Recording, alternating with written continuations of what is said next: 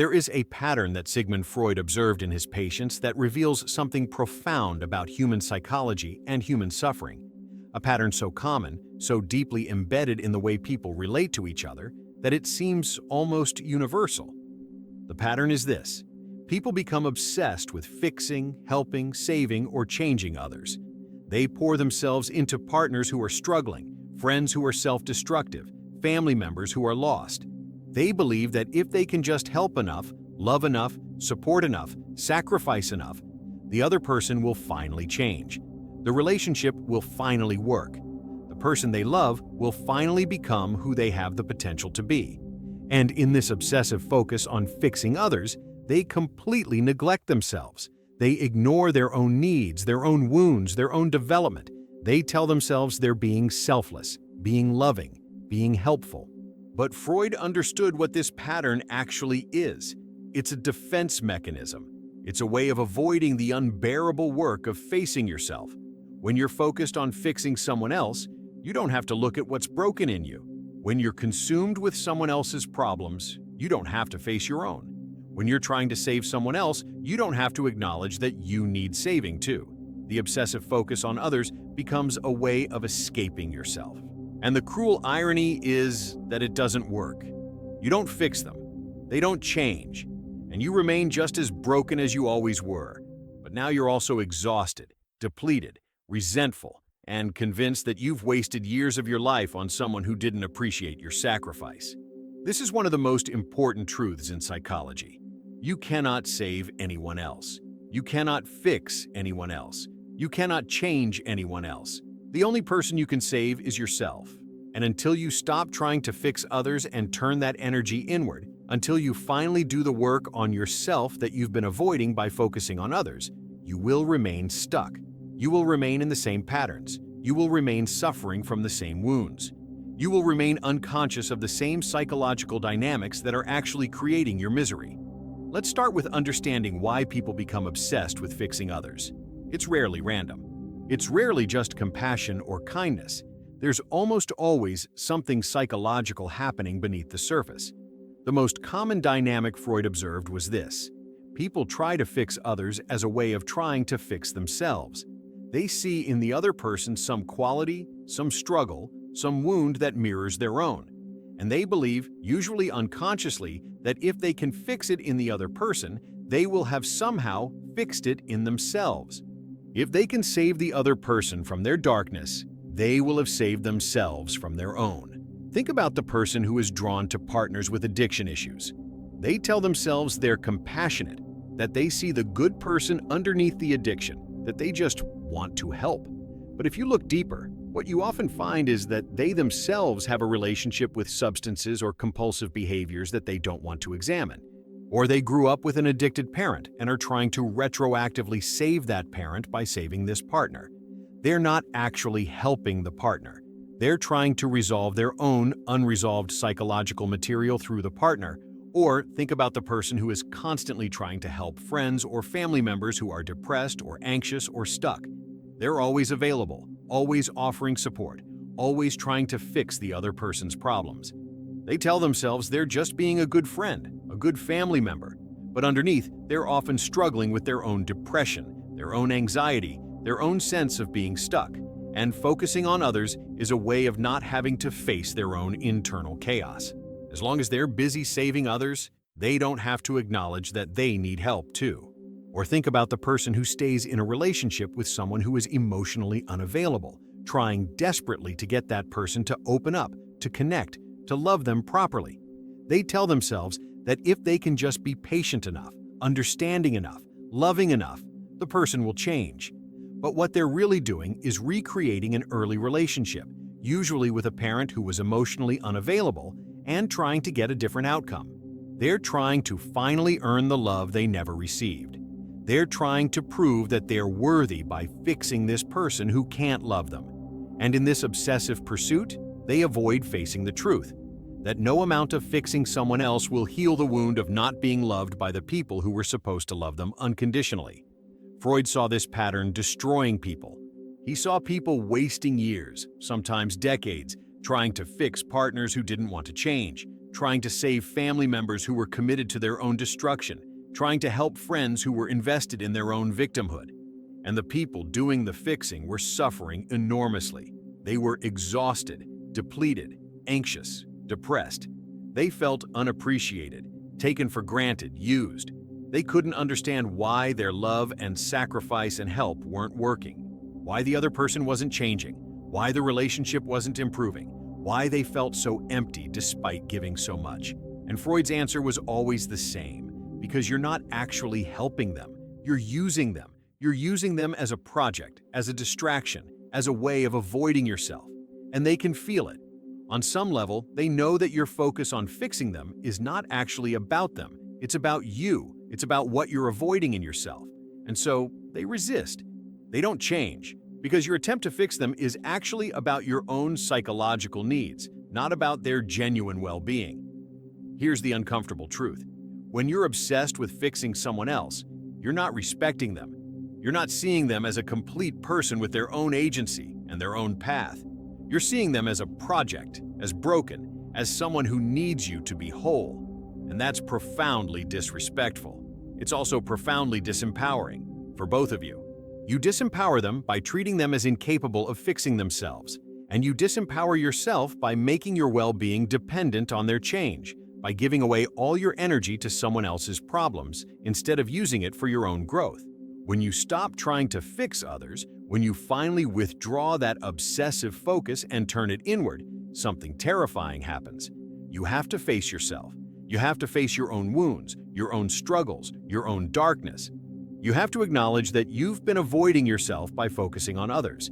You have to recognize that the brokenness you were so eager to fix in them exists in you too. You have to admit that you need help, that you need to change, that you need to grow. And all of this is unbearable. It's much easier to focus on someone else's problems than to face your own. But this is exactly where transformation becomes possible. Because when you stop trying to fix others and start working on yourself, you finally begin to address the actual source of your suffering. You're not treating symptoms anymore. You're not projecting your issues onto others. You're doing the real work, the work of understanding your own patterns, the work of healing your own wounds, the work of developing yourself, the work of becoming conscious. This work is hard. It's uncomfortable. It requires you to sit with feelings you've been avoiding. It requires you to face truths about yourself that you don't want to face. It requires you to acknowledge your own responsibility for your life rather than blaming others or waiting for others to change. It requires you to grow up, psychologically speaking, to become an adult who takes care of themselves rather than a child who is dependent on others for their emotional regulation and sense of worth. But this work is also the only thing that actually changes your life.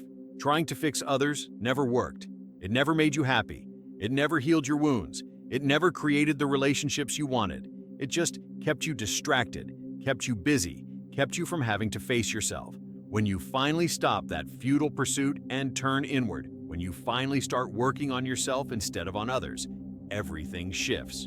You start to understand your own patterns. You start to see why you were drawn to people who needed fixing. You start to recognize the wounds that were driving that compulsion. You start to heal those wounds. You start to develop a solid sense of self that doesn't depend on being needed by broken people. You start to have energy for your own life rather than pouring all your energy into others. You start to make choices based on what you actually want rather than on who needs you.